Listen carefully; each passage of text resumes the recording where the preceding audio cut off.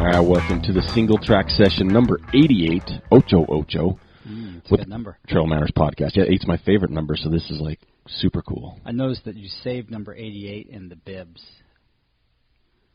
No? Oh, yeah, out of all of them? Yeah, the extras? I saw that. Yeah, You pulled that instead of the side. Yeah, I saved the extra because it was like, okay, we had so many register, we had a few extra, but I saved 88 because we saved one from last year. Right. And we had Anna sign it. We didn't have Ricky sign a bib, so I kind of feel bad. Oh. But yeah, so if you can't tell, I've been down with a cold ever since Last Friday. So during the festival, I was fighting it, fought it hard as I could. Got done late Saturday night. Sunday, didn't leave my house. Yeah. I'm pretty sure I didn't change my clothes all day. It was pretty just a mess. But yeah, so I apologize. My voice is a little scratchy, a little off today. But yeah, big week for us this past week. Not a lot on our schedule here to discuss. We're going to put a lot of our focus on the Trail Running Festival just because that's kind of what all our focus has been on lately. Yes. And that's finally over. So, but a quick side note, last night my daughter's favorite band is Train. Right. And they came in concert, bought her tickets for her birthday, so we got to watch Train last night. Yeah. And she asked me on the way down, Dad, what's the lead singer's name for Train? And I said, it's CC Train. Yeah. And she said, what does CC stand for? I said, choo-choo. So it calls choo-choo train. She didn't believe me, which being at 13, I was a little surprised, but she's a pretty smart kid. Yeah, I went down to that fun concert, but the best part was Hall & Oates. That's right. Daryl Hall and John Oates were the other ones on that, and they brought the house down. I was absolutely blown away. I thought everybody's there to see Train. Right. Yeah, it was about Train opened for Hall & Oates, and Hall & Oates just took it and crushed it. I was singing the whole time. They have nothing on me for Maneater. Let's just say that. But it brought back a lot of memories. Yes, it is right now for me. And so here's my memory that popped in my head last night. And I know there's some listeners out there that did this. You younger generations, you can just fast forward. Yeah. But I remember as a child, I would have my cassette tape recorder. Yeah.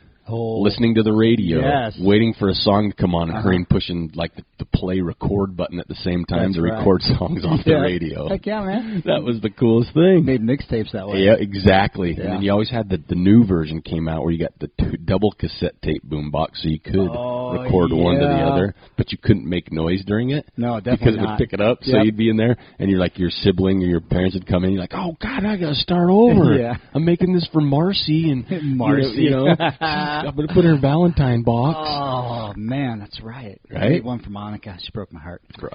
Monica, how dare you? Now she's mad, sitting there on Skid Row, going, man, what it could have been. I know. But it was cool because of just the diversity of all the people that were there. It was we walked in. Oh, at the concert. Yeah, and still in the concert. There was two older couples sitting in front of me, and they were older than I was, so I can say older couple. Yes. They got down. Did they? To nice. the Hall & Oates. It was pretty sweet. So anyway, my daughter had a great time. Spent a little too much money on concert swag for her, but totally worth it. Good memory. But that's the only thing that got me out of the house, and then I paid for it this morning when I woke up. My vocals were a little sore too from all the singing. But yeah, last week, man, what a whirlwind last week was for us. Yeah. You know, it's only our second year, but I want to think that I would get it better and just try and spend more time enjoying it. But it's hard. I thought you did. I tried harder this Definitely. past weekend for sure. But man, can you believe all the people that we've got to know through the Trail Festival and the podcast? Yeah. Like that's what I was kind of looking around and even kind of sitting here Sunday watching Psych on Netflix or whatever I was watching, thinking, man, we've met some cool people the last few years through the podcast. So thanks for everybody that's been supporting the podcast, and thanks for everybody that's been supporting the Ogden Trail Running Festival, because I would have to chalk it up to another successful year. I know. Some new dynamics. Friday night was fun. Ricky Gates, the total package.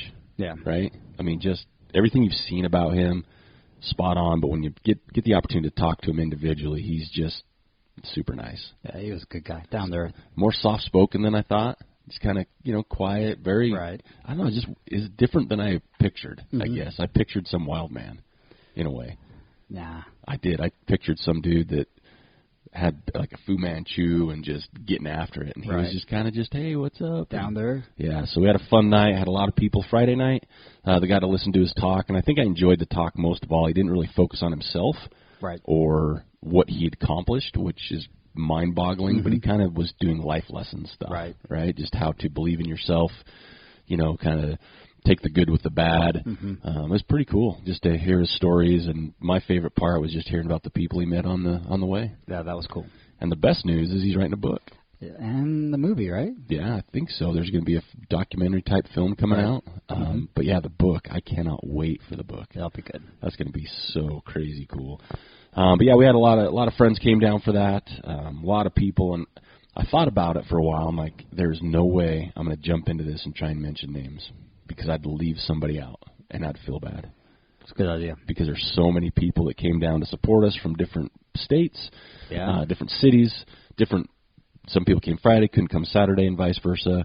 And I'm going to up front apologize for anybody that didn't have the opportunity I had the opportunity to talk to, or your conversation got interrupted at some point. That seemed to happen quite a bit. Yeah, and I didn't know how to handle that real well. Like you have a conversation, someone would come up, hey guys, and I was trying to circle around on some of those that I got pulled away from. Yeah, and that's difficult.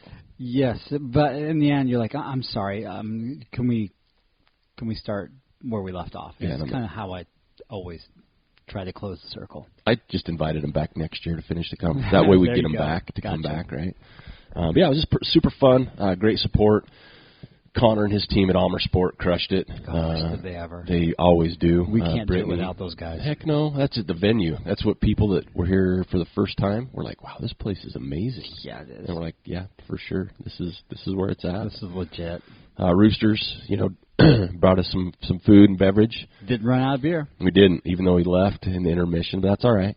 And then we crushed the IPA. We went through the whole keg of IPA. Did we really? The blood orange? Yes. That's awesome. And he had to go to the honey wheat for the go-to backup. The backup. Can I have a blood? Nope, you can have this, though. Yeah. You're like, okay. Which is good. Yeah, we hope everybody enjoyed it there. Those of you who couldn't make it, hope you can make it in the future. Then we kick over to Saturday. Saturday was a beautiful day. Just about perfect. We couldn't ask for much better weather this early in the year. A hair on the warm side. For the runners, for sure. Yes. For us just hanging out. For the course marker, it was a hair on the warm side. Joel's out there marking course like 3 hours early and sweating it good. I was sweating hard. I had that big old pack on me. with all the marking stuff. But, hey, to you and your team, everybody said how great it was marked. Course marshals were on point, so I know your volunteers, you rounded up for that. Great job. That's my biggest stress out of the whole weekend. Oh, yeah. And I'm not even involved in the course marking, but anytime you do a race, that's got to be, especially on a course like that. Yeah. So many opportunities for it to be vandalized. Oh, and just so many trails, right? Yeah. Spider trails. Oh, my gosh. The first mile, it took me an hour to mark the first mile because there's so many spider trails. And my motto in marking anytime there's an intersection, I try to mark it before and I try to mark it after, so you have your eyes up the whole time. Yeah. So I spent a lot of time marking. I had zero complaints. And in fact, people were like, it was marked really good. People that run it all the time were like, wow, that was pretty good. Well, I'm pretty fortunate. There's a lot of scrub oak in that first mile. Yeah. I mean, there's just a lot of ways to get lost, but you had a great group of people helping with course marshal. Yeah, that made the difference because there was a couple of intersections that were a little tricky. Yeah. It helped to have some people there. Oh, I'd get lost if it wasn't marked and I'd live here. Yeah. I'd be like, no, which way do we go? Yeah, I'd end up on like the ninth hole of the golf course. The general rule of thumb was go right. Stay right. Stay right. When in doubt, go right. We had and that's another thing I don't want to try and mention. We had a boatload of volunteers, even for the festival, helping with check-in. For the Gib Wallace race, both distances, the Kids K race, the Expo setup, the Kids K course marking, the finish line, the timing, the aid station for the Putz crew. The timing went so much smoother this year. Yeah, I mean there were a few little hiccups, but people were great to get us. Hey, we got switched, and that just happens. That was a switch issue. That wasn't like collecting them as they came across. But it's so much easier this year than it did last year. Yeah, so we learned some lessons, and we threw them out there, and they seemed to work pretty well. But again, cannot thank our sponsors, vendors that showed up. The taco cart was off the hook. That food was amazing. It was so good. I ended up with 2 plates, spent $10. Best $10 I spent. 2 plates. Yeah, I did. I could have had that for breakfast the next morning. That would have been perfect. That was those beans. Oh, come on, can't do that. Make beans like that. So had a little zing to them. We were talking to so Peddlers did our catering. They did the tacos for us, and they're going to move over to Nepal to open up this mountain bike shop and guiding service because they said that that's the fastest growing industry there, mountain biking. Wow. But the people that are native to Nepal, the men are leaving in droves because there's no work there for them. Huh. So they're trying to create this anchor through this shop and this guiding service so they can keep the natives there. That's awesome. Yeah. But then also in the conversation I had with them, they're going to keep their catering business here. That's even better. I know. Get them next year. That's what I'm thinking. Or anytime we do anything. Or like it'd be nice if we just had like once a week where we can get tacos and like every Wednesday at my place. I'm down for that. They'd show up right now. I'd be so happy. Me too, man. And that's the people in Nepal would stay for the tacos. I mean, it's like, man. Let's move. No, let's stay for these tacos. Hell They're pretty good. I'm not sure what this taco stuff is, but it's good. Yeah, that's right. And we're going to have it every Tuesday. And I missed that. I forgot that name of the food from the... and she's dope, too. There's that food they eat. They kept telling us to eat over there, and I can't remember. Dal bhat. Dal bhat. Yeah, man, you got a good memory. You're sharp. No. You're pretty sharp. No, man, I've been really concerned lately. I've had those brain fog moments so bad lately. I have too. I'm really worried. I don't dare go to the doc. I think it's from all the headers in soccer when I was a kid and all the collisions. I'm gonna blame it on that. And I have to. Copious amounts of marijuana when I was younger. That's not on my side, but the head injury trauma from growing up in the soccer world, where you get a concussion and you have a game in 2 hours, you just got to get ready for it. Yeah, shit. Got some dirt. Yeah, spit in your head. But yeah, the race went well. Handed out a lot of cash. We did. That was tough for me. Handed out $100 bills by the groves. But I think people were pretty psyched. Yeah, I think so. The women's side, let's go through some results real quick. And this is the 10-mile race. We went 4 deep in cash and prizes. Women's race was tight. 3 seconds separated. How cool is that? First and second. Heather Carter in 1:34.18 and Kim Haslam 1:34.21. Those two. They came out of the trees. Working. Heather's husband was like, "Come on!" He's like yelling. It's like, "Come on! I want that $300." Yeah, exactly. And then Kelsey Bingham, local 1:36, who is coming off what I've got going on, or she still had it. She still doesn't sound good today. Oh, she was at the finish line, and I thought she was smoking unfiltered the whole race, man. And then Christina Owen in 1:40 rounded out the top 4 for the women. On the men's side, not really a surprise. No. Brett Hales, 1:05. But his time. 1:05. Oh, my gosh. He came across, I'm like, you didn't go to the turnaround. Yeah. Right? Trevor Fuchs, I owe him a beer because he said about an hour and change. Dang. That was his bet, and I was like, "There's no way." Yeah, it's a 10-mile course with some 6-minute pace. Yeah, it'll keep you honest. I mean, you talk to some we'll go down the list. Joseph Taylor in 1:19. He showed up in a Superman costume. I can't get that out of my head. My thing that spooked me is he showed up during the Kids K, walking in on that. I'm like, I didn't have this on the Kids K waiver. Yeah, exactly. I like that idea though. Get the kids dressed up. So I think 2 ideas for next year. Yeah, I'll have a little squirrel moment here. Either have the kids dressed up in superhero costume, or get them the little horse sticks. Well, horse sticks because someone's going to get impaled. What if it's on May 4th next year? It's 3rd and 4th. What if we do a Star Wars dress up May 4th? We're totally going to do that. Yeah, May the 4th, and then our awards could be like Star Warsy, maybe. Yeah, I like it. Within copyright ways. We'll do something. Chewbacca. Yeah, Chewbacca. R2D4. Yeah. Luke Skyjogger. Yeah. And then Josh, 3rd place, Josh Korn, 1:21, and 4th place, Charles Veach, 1:24, came down from Idaho. It was super cool because we know Josh Korn. He's been on the show. He's a local guy. Worked for Solomon, but he's also run UTMBs. He's run everywhere. He's working for Ragnar. Yeah, and he's legit, in every sense of the word. And it was so cool after the race to hear him come up and say that was an awesome course. Right. That was cool because he's been around, and it's not only for some of these people. It's like, oh, this is my backyard. These are trails I run on. But he was like, that was a legit 10-mile course. Like, that's no joke, and that was a great course. So to hear it from people like him as well is just a compliment to the course you put together, and just what a great course it really is. It's a pretty good course. On the women on the 4K the 4 mile. I don't want to cheat anybody. We just went the winners here. Lizzie Dankers in 40:14. The men's side, Samuel Bohm in 34:58. He's 16. So yeah, that kid was fast. he was moving. So nice job. But man, how about the kids, Kay? Favorite part. That was amazing. You guys did such a great job making that like a legit course with rope, or what do you call those, ribbon? Yeah, stakes. Jim Skaggs marked exact the distance, right? He did. He was he tied his garment on. He's like, let's make them earn it. They did earn it too, man. And I remember starting those. We had 4 to 7 year olds. They did one loop, so they got to go through the expo and come back to the TrailManners arch. Yeah. And the little dudes and gals, they took off hard and faded very fast. Yes, they did. Even the front runners. They had to pull it together to finish, though. Yep. And they did. And that was cool. And the smiles and handing out the medals and all the photos they were getting with those. The parents. That was awesome. I had grandparents coming up. Thank you so much. And before we even go further, I cannot thank McKenzie Exhibit enough for putting that on, because they fronted it. They were the title sponsor. Right. They took care of it. The kids ended up with rocking shirts, killer finish awards, and a swag bag with just a lot of cool, fun stuff. First aid kits and a lot of jump rope, wristband, lip balm, a little bit of everything. But then the older folks, older kids, from, what were they, 7 to 11. 8 to 11. 8 to 11. They did 2 loops. They had to do 2 loops. And, again, some of them went out really hard. Some held a pretty good pace, though. Yep. It was all about pacing. And there was some closers in there. But, again, even at that age, they were just super psyched. They were. And it was so fun to see the smiles. So fun to hear the parents. And one of my favorite parts is, in both races, there were some DFLs, right? Some kids that just were last. Yeah.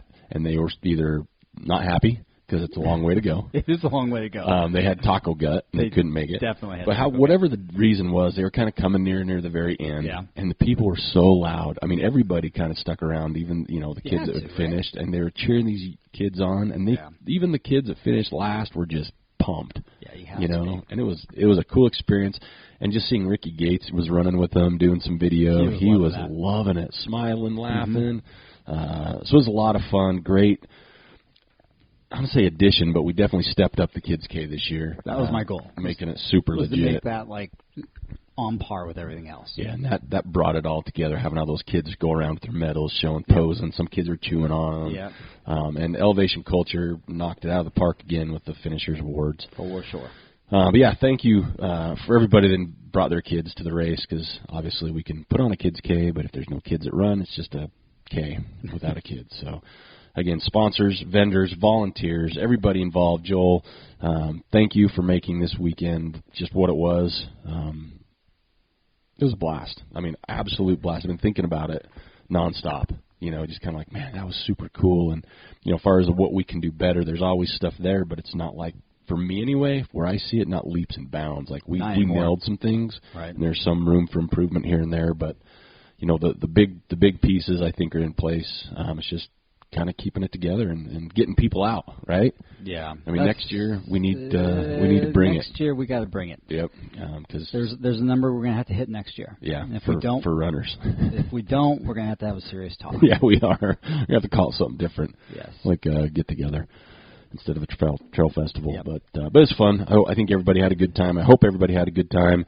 And thanks for supporting us on year 2. And the listeners out there that obviously aren't from the area, that can't come here, thanks for putting up with us talking about it for so long. Right. Because I know you guys don't get to make it. But, boy, if there's any way you could, it'd be fun to have you out here. Oh, yeah.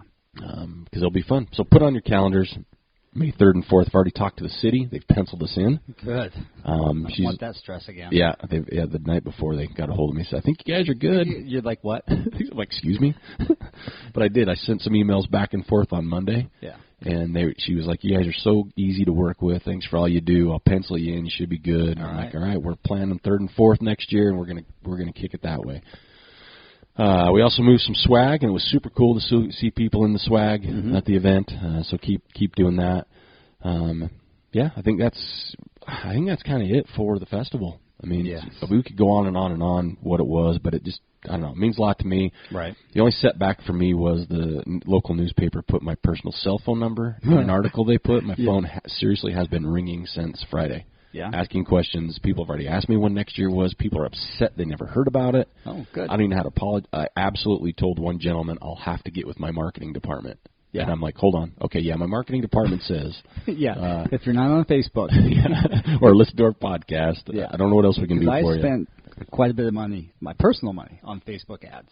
So we shouldn't do that. And then we also had flyers up at Trailheads. Yeah, I did my best. Yeah, we did. We did everything we could to make that known, and hopefully with the growth of it and it going, people will see it more and everything. So anyway, let's move on. Next up, again, there's a lot of races this past weekend. Miwok, a bunch of others. We didn't dive into them too much because we were focused. Did you see who won Miwok? I didn't. I can't remember the names, but I saw a name you can't pronounce. Is that what it is? No, I don't think so. I think I probably could have pronounced it. Okay. But I also noticed, a little nostalgic, the Greenland Trail races in Colorado were this past weekend. Oh, yeah, those are old school. First ever ultra. Yeah. 4 loops on the 50K. Right. Many years ago. That's the only reason I looked at that. Gotcha. I flipped the course off on my 4th loop, which I'd never done before. I have done since. But this weekend we've got the National Trail Championships in Spain. The national or world? World, excuse me. We got Team Britain, Team Spain, Team everybody else. I like the format of this. Zach Miller's over there, right? Is he? Yeah. I don't know. There's some people representing from all over, for sure. In order for your team to place or win, everybody that's on the team, it's like 4 people? I think so, 4 or 5. Has to finish at the same time. Wow. At the same time? Same time. So if you have a super fast person and then the 4th, 5th person that's not as fast but is fast, they have to wait? You got to all finish at the same time. Huh. You got to come across the line at the same time. That would be a weird deal. Like these hang out right before the finish No, line. and you're just all together, running together. Well, they should get the Cocachino Cowboys to do it. I think that'd be way cool to do that. Because they do that anyway, probably. After this year. If they all can finish Western States, this should be what they do next What year. if we have like a club championship? Yeah. Where you get different, like those guys, and you get people from the Wranglers, and you get people I think it's a good idea. I think we're onto something here. There you go. It's like the cross country style we've talked about. It is. We've kinda talked about doing a cross country race, but team.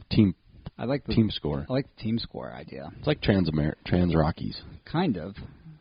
Because you have to finish within a certain. Right. You can't get too far apart or something like that. Anyway, it'll be interesting to see how everybody does there. There's a lot of races this weekend. I think there was the Transvolcania this weekend coming up. Coming up. Coming up. That race Schlarb's there. A little bit of its luster. You know, I think it's hard for some of these races with so many races on the calendar. You know, people going for golden tickets. Right. You got the world championships. You got Miwoks, and now there's the Transvolcania. Yeah. You had the other UTMB race a couple weeks ago. Oh yeah, Mount Fuji. Yeah. So it's just so many of these races now. It's like these elite athletes have to pick and choose. They can't do them all. I'm sure their sponsors want them to go to certain races, too. Yeah, if they own or sponsor a race, they probably want them there. Right. Because I saw that Mir June and Schlarb are doing Transvolcania. Right. Schlarb's 4th time back at that race. I think it's just, and that goes back to a question we had last week about women on the podium and women getting better. I think it's just there's more women, more races for them to do better. It's not the same race every year. Gets the top 4 people or however it might be. Because UROC's this weekend, the UROC 100K that they put together with the money. Are they back in Virginia now? Yep, they're in Virginia. That's this weekend. So just a lot going on. We're every weekend now from here till October, end of September. There's going to be big races now, and so we'll cover a few as we go. But it gets difficult. We're not. It does. Not super deep on that. Dave Mackey switch sponsors? You told me about this, which. He went to Ultra. Who else?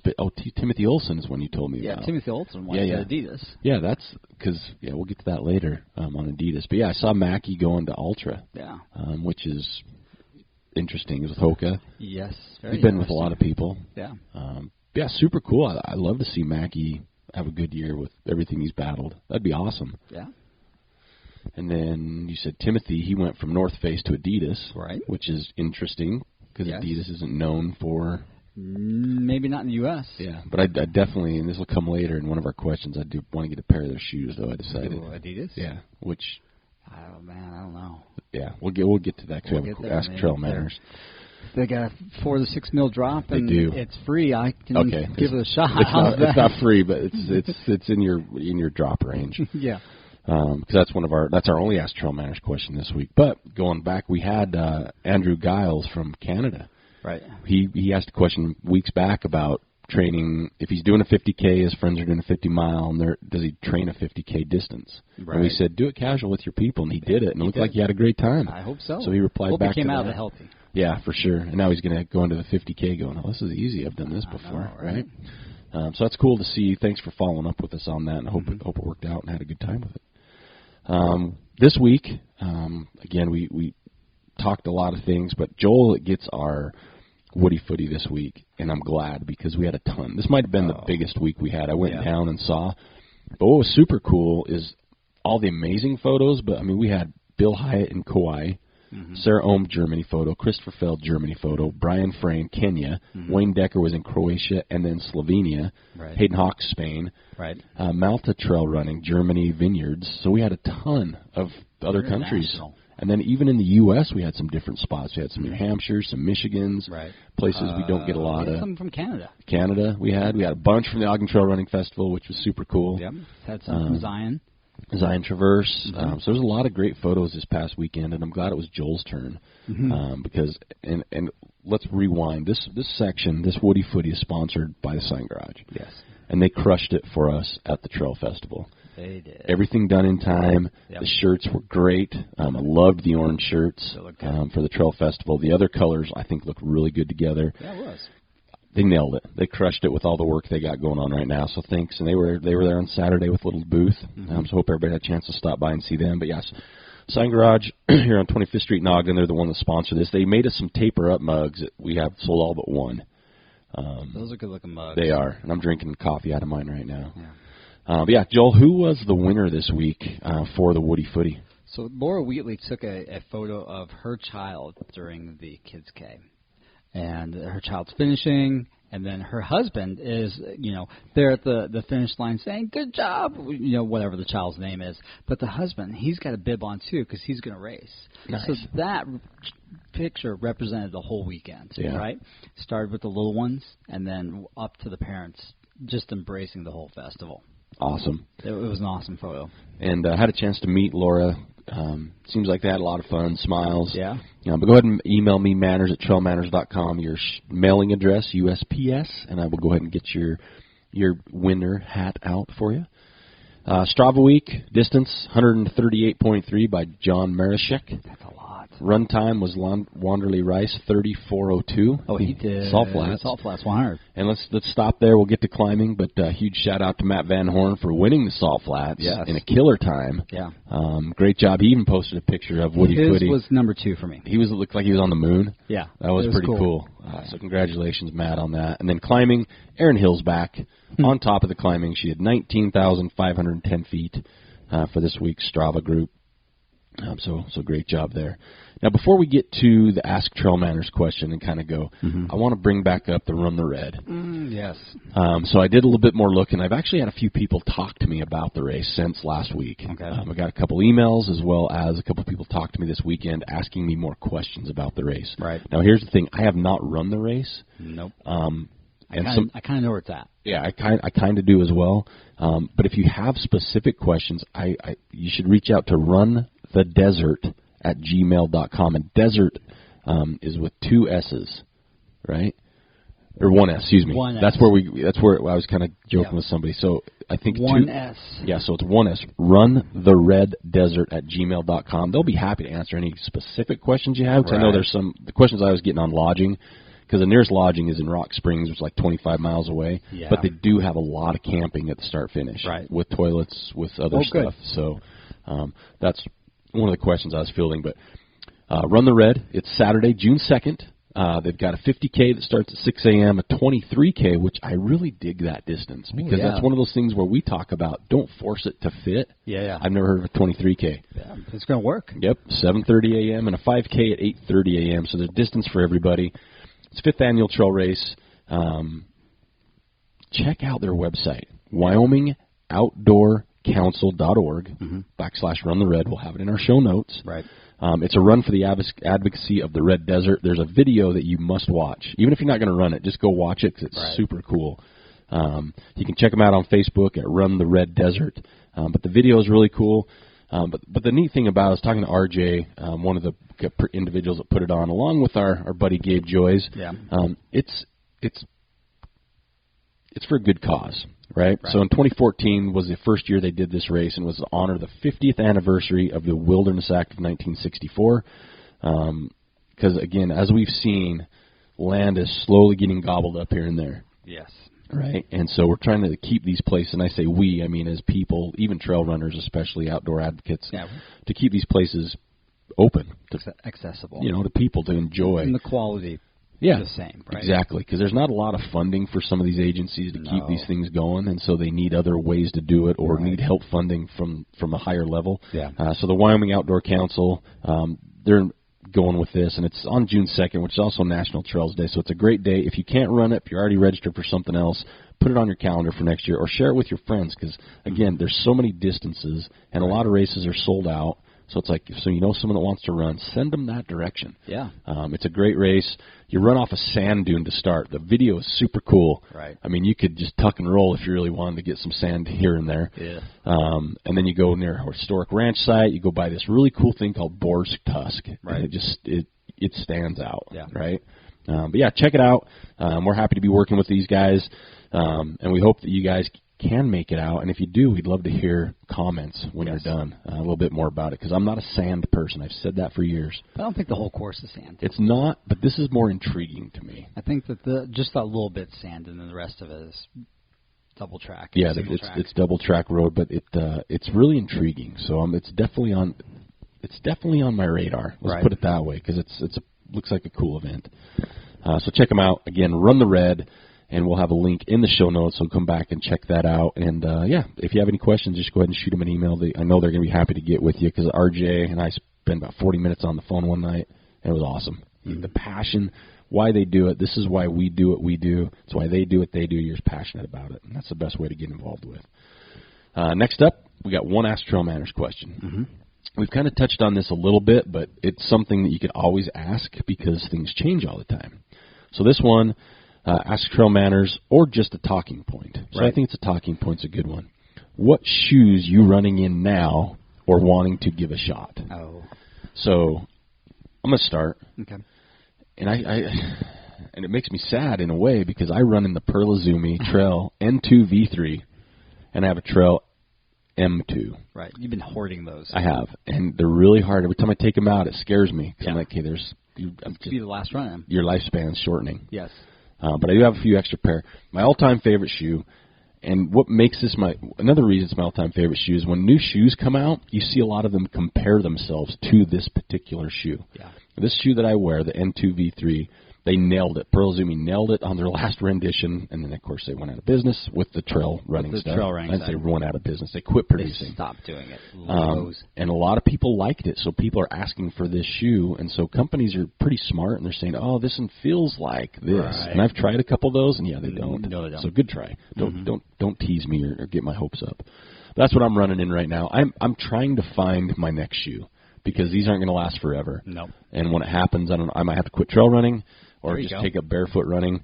One of the two. I might have to go read Born to Run again, get inspired to run barefoot. But I don't know. I've been looking at these. I can't think of the name of them. I have a magazine that has them in it. It's the new Adidas Boost Terex. I think it's called an Agravic. Agravic is what it's called. Because they can't have simple names. No. Here it is. It's a Agravic.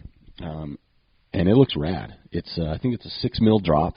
I don't know the stack height. I couldn't find the stack height, but I know they look kind of minimal. It looks really low. Yeah, it does look low. That looks fast. But the other thing, I've always wanted to try an Adidas shoe, because that's what I loved when I played soccer. I'm an Adidas guy. True. Never a Nike guy. Good point. And as a kid, if you're a soccer player as a kid, it was Adidas. All day, I dream about soccer. Yeah.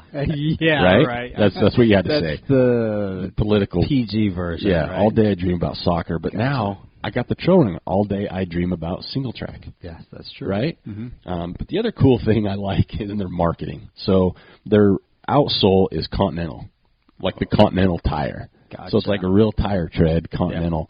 It's good grip in wet and dry conditions. So I really want to try that one out. It's the Terex Agravic. XT, GT. And actually, I just noticed this. If you take out the G, the A, and the V of Agrivic, it says Aric, A-R-I-C. Nicely done. Damn, I got to get a pair of these. I think Adidas should be sponsoring me with a pair of these right now. Yes.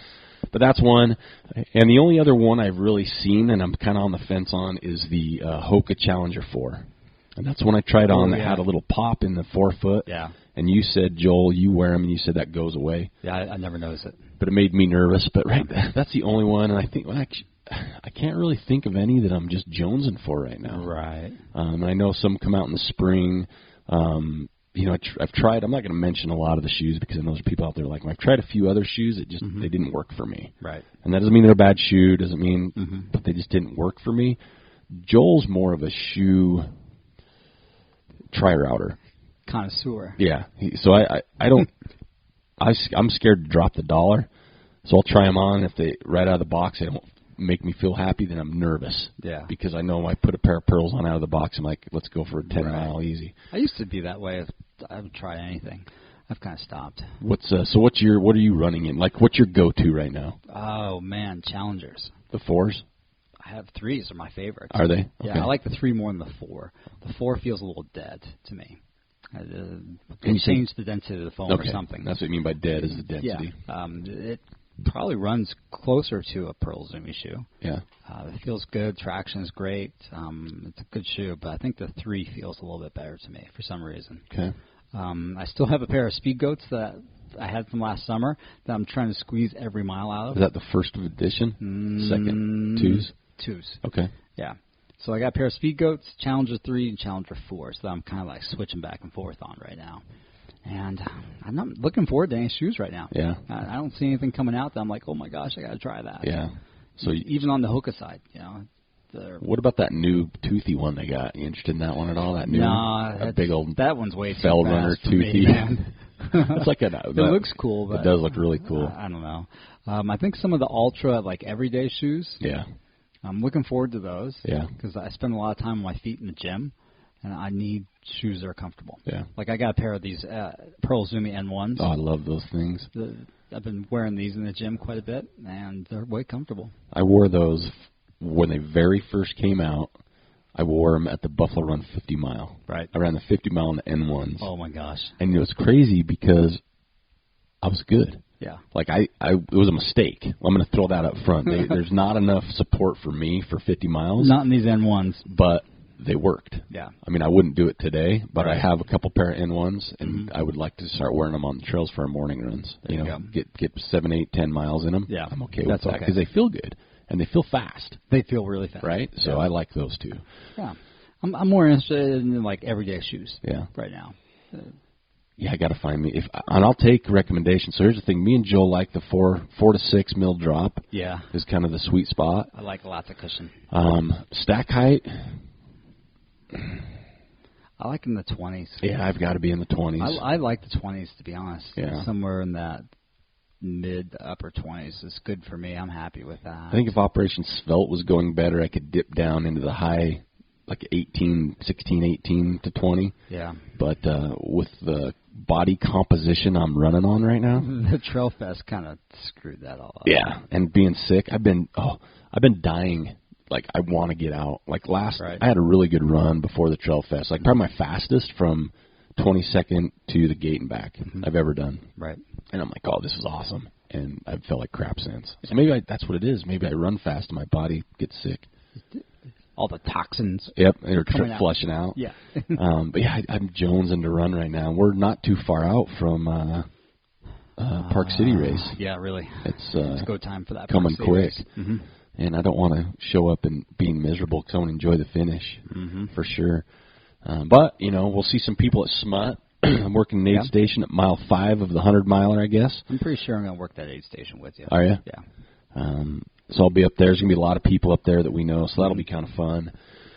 And we just got to get back on the horse on a few other things. So I was really thinking, okay, when this weekend's over, I'm going to full bore, but then I got sick. And I've got the Ogden Trail Network Shindig on Thursday night, which is the day this launches, which I have a lot to do for that. So once that's over, Mm-hmm. Then I got a week, and then I'm in Seattle for a week. Mm. So it's just crazy. I gotta get going. I gotta start getting the kettlebells out and get back They're on there. it. I see them. They're right there. I got They're out. 10, a 20, and a 35. Oh, we need something bigger than that. That's all I could afford at the time. That's true. Those they get things are expensive. It did. When I was doing my kettlebell routines, I got to the 35, and I was like, oh, I need a heavier one. Yeah. So I just picked up my kid and started swinging my kid around. You need at least a 53. Yeah, because I'm like, that's a little more than I want to pay right now. But yeah, I don't know if we have a whole lot more for this week. No, probably not. We did get some people talking to us about some swag this past weekend. I updated our store after the weekend. So what you see on the store is all we have left. Right. And then once we kind of get done with this, we can refocus and figure that out. So still taking some ideas on that, so appreciate that. But again, more than anything, just want to say thanks for everybody's support, especially through the TrailManners podcast and the Ogden Trail Running Festival, which made this weekend so fun. Everybody coming out and all the positive. And if you have any questions or comments on that, you can sure send us an email. We'll definitely look at those, see what we can do to improve. So I don't think I have a whole lot else this week. Yeah. This show's sponsored by NyQuil and DayQuil. Without them, I don't know if I could have got through the last couple days. That's pretty much it.